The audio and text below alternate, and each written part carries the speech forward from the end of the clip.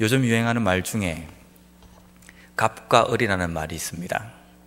갑과 을이라는 것은 주와 객을 잘 분별할 수 있어야 된다는 겁니다. 직장 생활을 잘 하기 위해서는 직장에서 누가 갑이고 누가 을인지를 잘 파악해야 된다는 겁니다. 직장에서 갑은 경영자 위치에 있는 사장이나 아니면 윗사람입니다.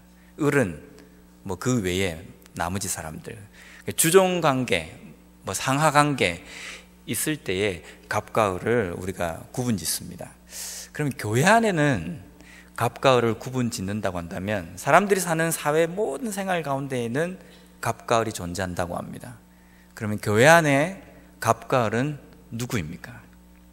특별히 멀리 갈 필요도 없이 50년이 된 저희 교회 안에 갑은 누구이며 을은 누구인가라는 겁니다. 갑은 50년 가까이 출석하신 기존 성도님들이고, 을은 그것보다 조금 모자라게 다니신 분들, 특히 저 같은 이러한 사람들이 을인가라는 겁니다. 그렇습니까? 교회 안에서 갑은 오직 한 분, 하나님이십니다. 예수님만 갑이시고 우리 모두는 을입니다. 또 한편으로 보면 누가 갑이고 을이 아니라 우리 전체는 또 교회 안에서 갑이 될 수 있습니다. 우리가 이 교회의 주인의식을 가지고 생활하고 있기 때문입니다. 갑과 을, 이 이야기를 생각하니까 제가 문득 떠오르는 장면이 하나가 있습니다. 제가 여기 미국 온 지가 약 2년이 됐는데요, 미국을 오기 위해서, 여행으로 오기 위해서는 그냥 나오면 됩니다. 요즘은 미국과 한국이 협정이 잘 되어서 무비자로 이렇게 올 수 있습니다. 그런데 좀 오래 머물려고 하면 비자를 받기 위해서 미 대사관에 가서 인터뷰를 해야 됩니다. 그런데 한국에서 이야기하는 내용 중에 미국에 가서 살기 위해서 대사관에서 인터뷰하는 것만큼 긴장되고 어려운 인터뷰는 없다라고 이야기합니다. 제가 가만히 생각해 보니까, 아니, 미국도 웃긴 게, 내가 자기 나라에 가서 좀 살겠다는데, 좀 살아주겠다는데, 그리고 거기 가서 내가 돈 좀 쓰고 오겠다는데 뭘 그렇게 까다롭게 하는가? 그런데요, 비자 인터뷰 날짜가 딱 잡혀 있고 그날이 오기 전에 주변에 있는 많은 사람들이 저에게 겁을 주기 시작하는 겁니다. 거기 가서 인상 잘 써야 되고, 인상이 안 좋으면 떨어진답니다.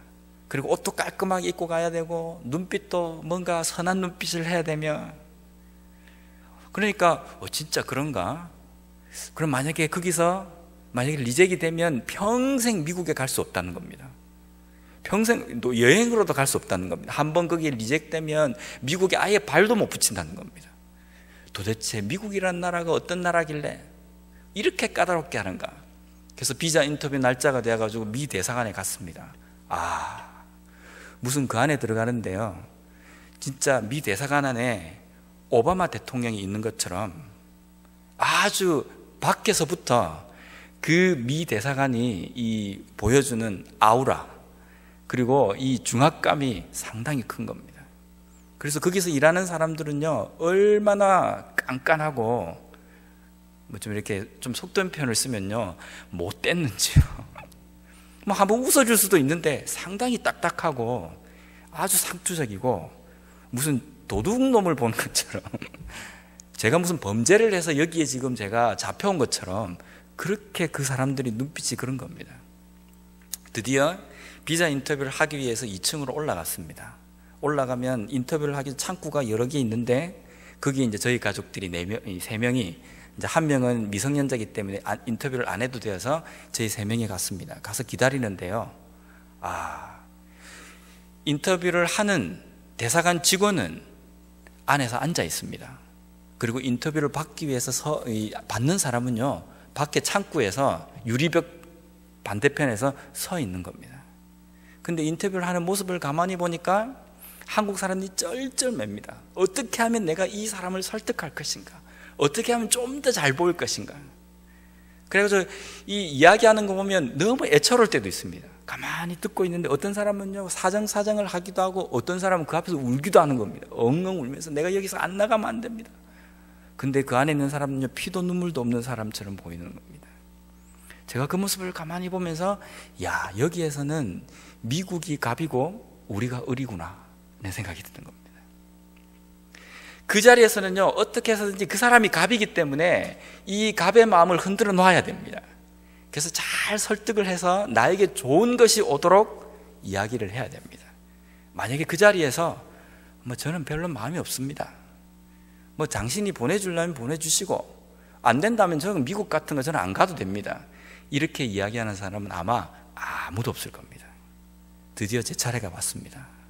저는 어떻게 했겠습니까?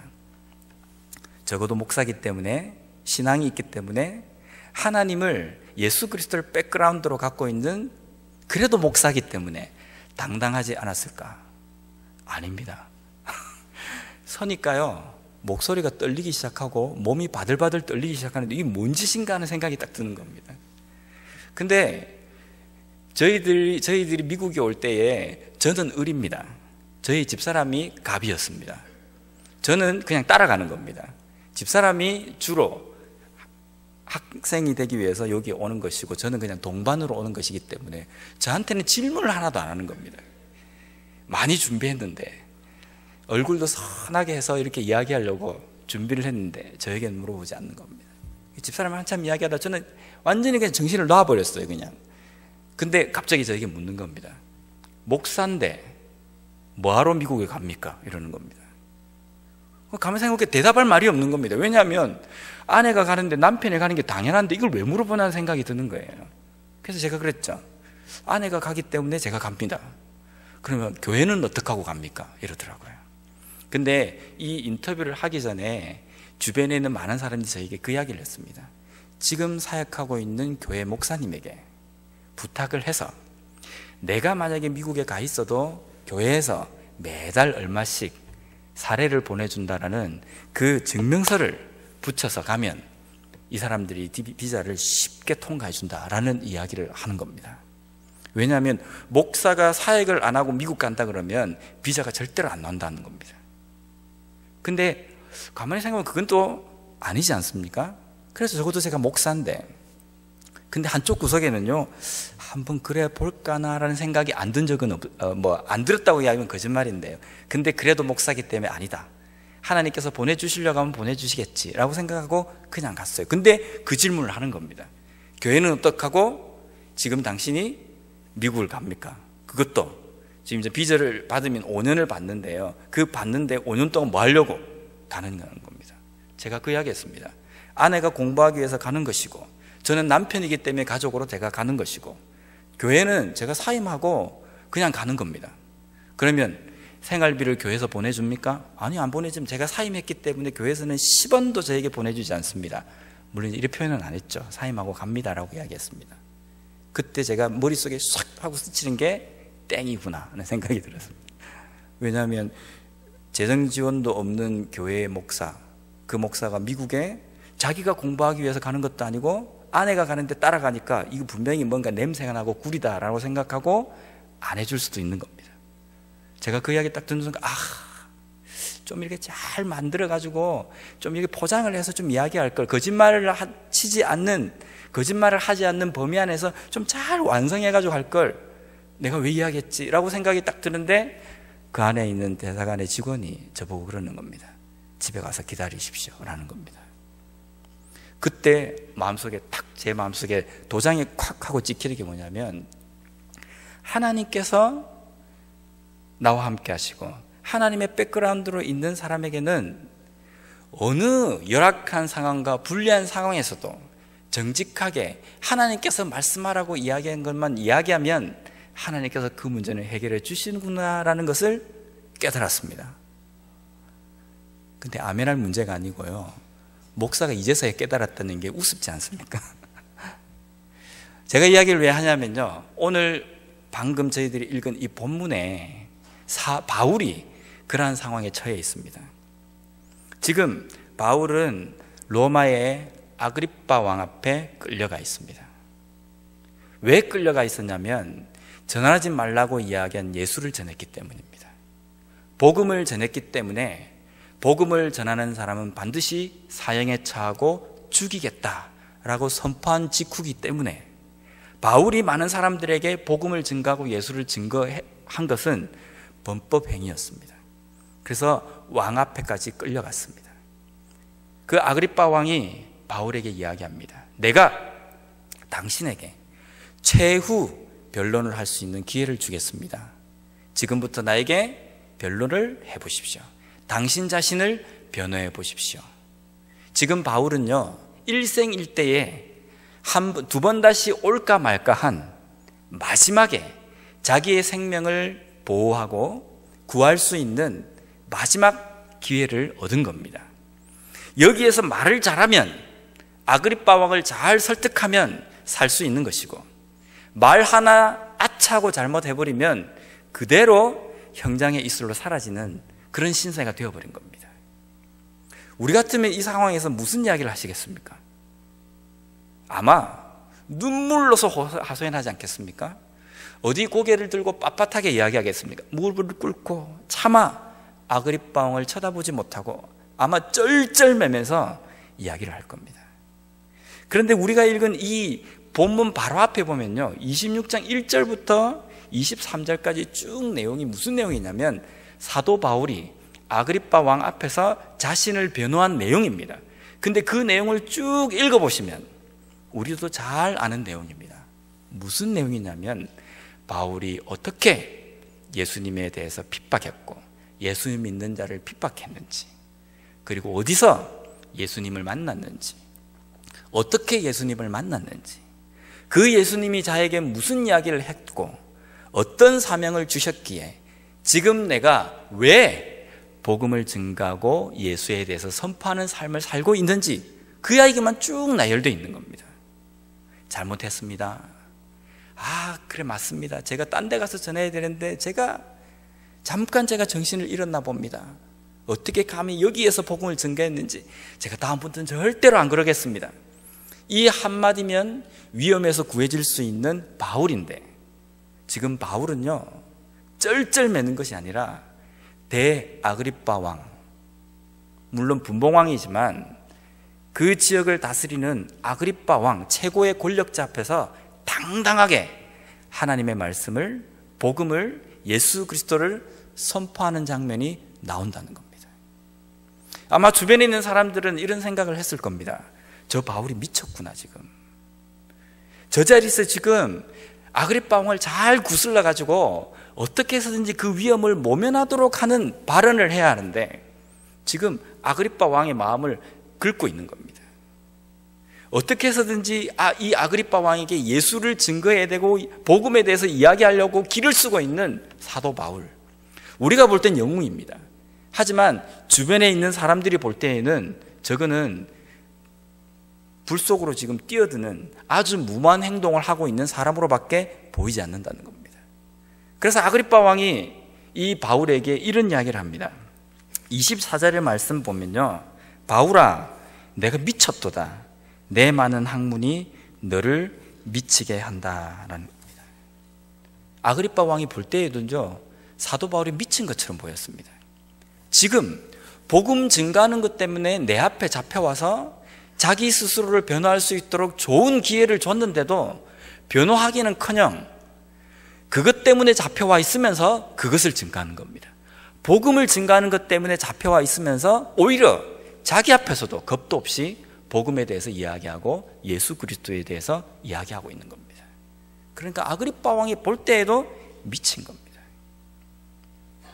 미쳤다라는 겁니다.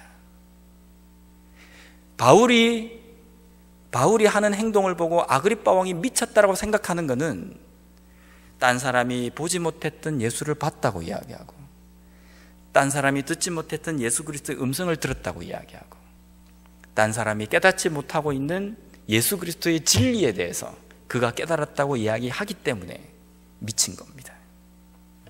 혹시 무언가에 미쳐보신 적이 있으십니까? 저는 이 정도는 아니지만요, 한국에 있을 때 목사님들이 가끔 예화 중에 이런 이야기를 많이 하셨습니다. 한 목사님이 바둑에 미쳤답니다. 날이면 날마다 바둑을 떴답니다. 바둑에는 바둑판에다가 검은 돌, 흰 돌만 있습니다. 그런데 하루는 목사님이 바둑 생각하다가 강대상에 올라왔는데 앞에 있는 흰 바둑알과 검은 바둑알이 눈에 보이는 겁니다. 머리가 하얀 분은 흰 바둑알, 머리가 까만 분은 검은 바둑알. 그러니까 이게 딱 보니까 저기는 뭔가 지금 어디가 외통수가 걸려있고 저거는 바둑알만 하나만 더 넣으면 우르르 하고 다 먹겠는데 뭐 이런 생각을 하셨나 봐요. 그래서 설교를 막 한참 하시다가 믿으십니까?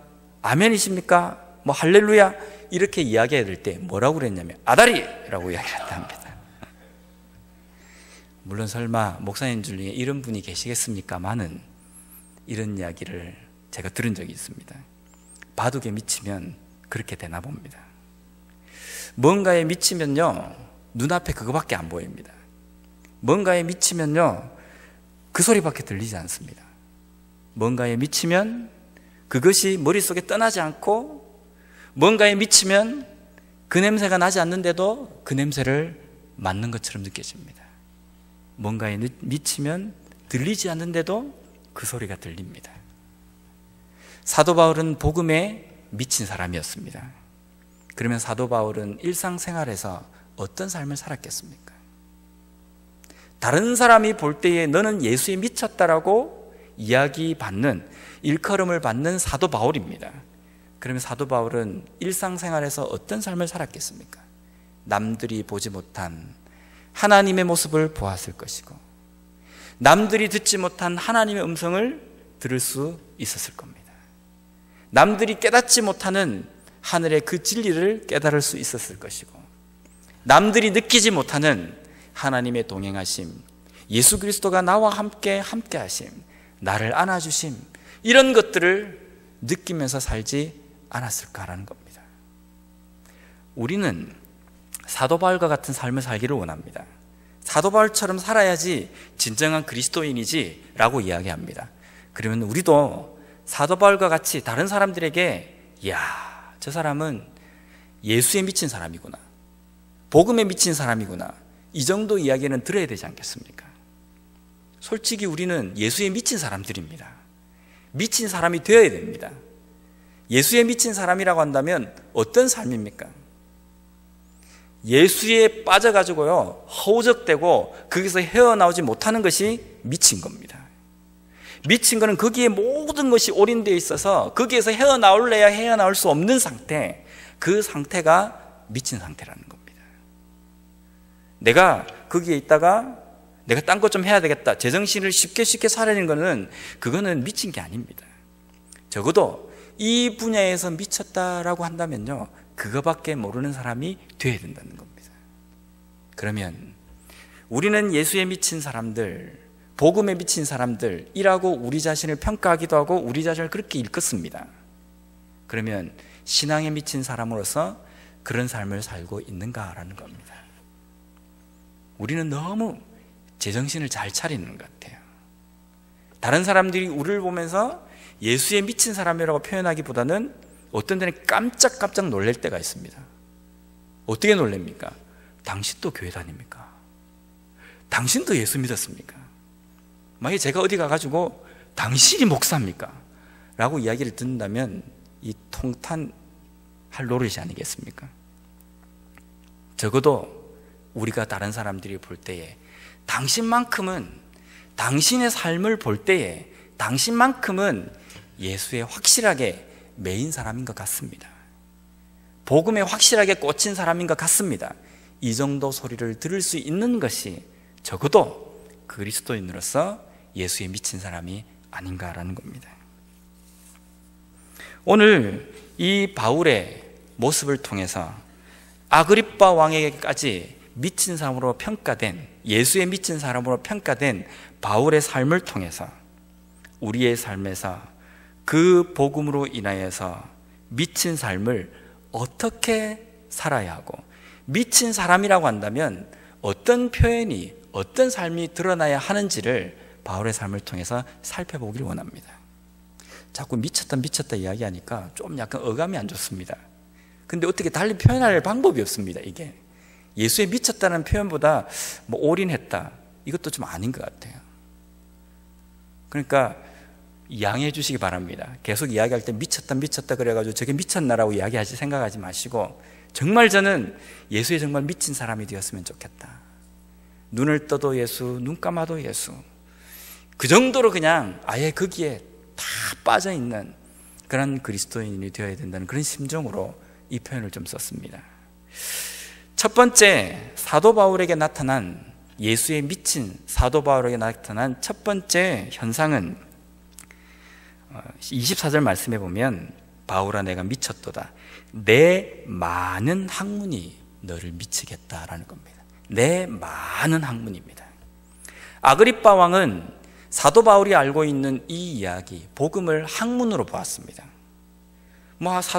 아그리빠 왕이 예수 그리스도에 대해서, 복음에 대해서 좀 적대시하는 관계이기 때문에 그것을 복음이라고 일컬을 수는 없습니다. 그런데 사도 바울을 볼 때 아그리빠 왕은 분명 어떠한 학문, 예수라는 학문에 지금 옴빡 젖어 있는 겁니다. 그 많은 학문이, 그 예수에 대한 학문이 너로 하여금 미치게 하였다라는 겁니다. 그러면 우리가 예수 그리스도에 미치기 위해서는 사도 바울에게 있는 이 많은 학문이 우리에게도 있어야 된다는 겁니다. 사도 바울에게 있는 이 많은 학문이 어떤 학문입니까? 천재지변을 안다든지 풍수지리를 안다든지 이런 내용이 아니라 예수 그리스도입니다. 말씀입니다. 복음에 대한 내용입니다. 그 내용을 알아야 미칠 수 있다는 겁니다. 우리가 말씀에 대해서 얼마만큼 집중하고 얼마만큼 소중하게 생각하고 비중 있게 생각하는가라는 겁니다. 말씀까지 가지 않는다 할지라도 우리의 신앙생활에서 말씀을 접할 수 있는 기회를 얼마나 우리가 소중하게 생각하는가라는 겁니다. 대다수의 많은 그리스도인들, 내가 예수 믿는 사람이라고 이야기하는 사람들은 일주일 그 시간 중에 단 주일날 와서 1시간 예배 드리는 중에, 그 중에서도 딱 20분에서 30분 정도 설교를 듣는 그 시간 외에는 결코 말씀을 펴보거나 말씀에 대해서 묵상하거나 그것을 알아보려고 하거나 깨달아 보려고 하거나 하는 노력들이 없다는 겁니다. 그 많은 시간들 중에 단 20분에 30분의 그 시간을 통해서 예수에 한번 미쳐보려고 한다는 겁니다. 정말 그것 때문에 미칠 수 있겠습니까? 없다라는 겁니다. 적어도 내가 미치려고 하면 그 분야에 대해서는 꿰뚫고 있어야 미칠 수 있습니다. 누군가가 이렇게 톡 건드리게만 하면 그거 이렇게 이야기할 수 있어야 된다는 겁니다. 제가 한국에 있을 때 자전거 타는 걸 상당히 좋아했습니다. 정말 좋아요. 근데 옆에 있는 사람이 제가 요즘 운동을 했는데 무슨 운동을 해야 될지 모르겠다, 이 이야기를 하면요, 자전거 타라고. 그래서 옆에 있는 사람이 저보고 그 이야기, 목사님은 목사와 함께 제2 직업이 자전거 전도사 같습니다, 이런 이야기까지 들었습니다. 미치면 그래야 됩니다. 근데 그에 대한 지식도요, 얕게 일주일에 20분 타서 자전거에 그렇게 올인할 수 없습니다. 적어도 일주일 동안에 내가 내 시간에 거의 남는 내가 여가 시간을 거기에 총통 들어서 올인을 해야 미칠 수 있다는 겁니다. 우리가 복음에 미칠 수 있는 것은 일주일에 3, 40분 듣는 그 설교를 통해서 내가 말씀에 미쳐보겠다, 그건 무모한 짓입니다. 적어도 매일 말씀을 펴보고 그 말씀 때문에 가슴을 치기도 하고 그 말씀 때문에 잠을 이루어보지 못하기도 하고 가슴이 답답해서 이 말씀이 도대체 무슨 말씀인지 깨달아지지 않을 때는 머리를 뜯기도 하고 하나님 앞에 무릎을 꿇고 진짜 장이 끊어질 정도로 하나님 앞에 애타게 기도하기도 하고 읽고 또 읽고 묵상하고 또 묵상하고 그렇게 될 때에, 그 정도의 시간을 투자할 때에 다른 사람들은 우리에게 그런 이야기를 할 겁니다. 그 많은 학문이 너를 미치게 한다라는 겁니다. 얕은 학문으로, 얕은 지식으로 우리는 말씀에 미칠 수가 없습니다. 예수 그리스도에 대해서 얄팍한 지식으로 우리는 예수에게 올인할 수 없다라는 겁니다. 적어도 예수에 올인하고 말씀에 올인하기 위해서는 우리의 시간을 거기에 투자해야 합니다. 하나님 말씀을 깨닫고 배우는 데에 올인해야 된다는 겁니다. 우리의 시간 중에 대다수의 시간을, 많은 시간을 말씀에, 복음에, 예수 그리스도의 드림으로 인해서 말씀에 미칠 수 있는 그런 삶이 되었으면 좋겠습니다. 두 번째로 28절 말씀에 보면 아그리빠가 바울에게 이르되 내가 적은 말로 나를 권하여 그리스도인이 되게 하려 하는도다. 지금 아그리빠 왕이 들을 때에는 사도 바울의 그 변명한 내용들을 쭉 들어보니까 그렇게 긴 시간이 아닙니다. 26장에 나와 있는 이 이야기를 만약에 사도 바울이 이야기한다고 한다면 시간적으로 치면 한 5분이면 족합니다. 그 많은 학문을 갖고 있는 사도 바울, 너가 이 짧은 시간에 적은 말로 지금 나를 설득하려고 하는구나, 나를 예수 믿게 하려고 지금 하고 있구나, 이 반응을 보이는 겁니다. 저는요, 이 부분을 읽을 때에 아그리빠가 사도 바울이 이야기한 이 내용의 주제를 정확하게 꿰뚫고 있구나라는 것을 느꼈습니다. 그래서 아그리빠가 상당히 똑똑하구나 이렇게 볼 수 있지만요, 사도 바울이 정말 멋있는 사람입니다. 그 많은 복음과 그 많은 말씀 가운데에 아그리빠 왕의 마음을 정확하게 꿰뚫을 수 있는 복음의 핵심을 26장에 쫙 나열하고 있는 겁니다. 그 소중한 시간에 짧은 그 말들로 아그리빠 왕에게 복음을 정확하게 그 마음속에 뚫어주고 있다는 겁니다. 복음은 간단합니다. 주저리 말할 필요 없습니다. 이 사람을 앉혀놓고 내가 설득을 시켜야지, 그게 아닙니다. 복음은 예수 그리스도지 않습니까? 예수 그리스도가 어떤 분인지 우리는 잘 알지 않습니까? 우리가 경험하고 체험한 예수 그리스도가 있지 않습니까? 복음의 핵심은 예수 그리스도인데 그 예수 그리스도만 쫙 이야기하면 게임은 끝이 납니다. 그런데 오늘날 그 복음 주변에 얼마나 많은 부수적인 것들이 복음에 가까이 가기 위해서 주저리 만들어 놓은지 모릅니다. 그래서 누군가를 예수 믿게 하기 위해서는요, 수많은 시간을 설득하고 어떻게 해서 교회를 데리고 나오려고 하는 겁니다. 전도의 목적은 무엇입니까? 복음을 우리가 증가하는 목적은 무엇입니까? 이 사람을 교인을 만들기 위한 것, 이것입니까? 아니라는 겁니다. 이 사람을 교인을 만드는 것이 복음의 목적이 아니라 이 사람을 예수 그리스도의 제자로 만드는 것이 복음의 목적입니다. 예수님을 쫓는 사람으로 만드는 것, 그것이 복음의 핵심입니다. 전도의 목적이라는 겁니다. 그런데 오늘날 많은 교회들이, 많은 성도들이 복음과 전도, 이것을 잘못 생각하고 있습니다. 어떻게 해서든지 이 사람을 교회에 나오게 만드는 것, 여기에 중점을 둡니다. 그래서 정말 전해야 될 복음은 온데간데 없고 어떻게 이야기합니까? 우리 교회는 시설이 좋습니다. 우리 교회는 환경이 좋습니다. 우리 교회는 한인교회 중에 밥맛이 제일 좋습니다. 우리 교회는 정말 양반적인 교회입니다. 이걸 가지고 믿지 않는 사람들에게 교회로 데리고 오기 위해서 설득하고 이야기한다는 겁니다. 이게 복음입니까? 아니라는 겁니다. 만약에 그 사람이 그 이야기를 듣고 교회를 나오겠다 결심을 하고 교회를 나오는 중에, 이 사람이 나오는 중에 차를 타고 오다가 교통사고로 죽었다고 한다면 그 사람은 평생 복음에 대해서, 예수 그리스도에 대해서 듣지 못하고 죽게 되는 겁니다. 교회에 대해서 주구장창 듣다가 죽은 겁니다. 예수님 앞에 갔을 때 그 사람에게, 그 사람의 그 핏값에 대해서, 그 사람의 생명에 대해서 우리가 어떻게 항변하고 우리가 변명할 수 있겠습니까? 그때 마지막 기회였기 때문에 예수 그리스도에 대해서 이야기했어야 하는데, 이런 마음이 들지 않겠습니까? 복음은 예수 그리스도입니다. 복음은 교회에 나오게 하기 위해서 하는 것이 아니라 예수 그리스도의 제자가 되도록, 예수 그리스도를 쫓는 사람이 되도록 하는 것에 목적이 있다는 겁니다. 적은 말로 너가 나를 예수 그리스도의 제자가 되게 하고 그리스도인이 되게 하려고 하는구나 라는, 다른 사람들이 내가 전하는 예수 그리스도 복음을 듣고 이런 반응을 보일 수 있는 그런 복음 증거자가, 복음 전도자가 될 수 있어야 된다는 겁니다.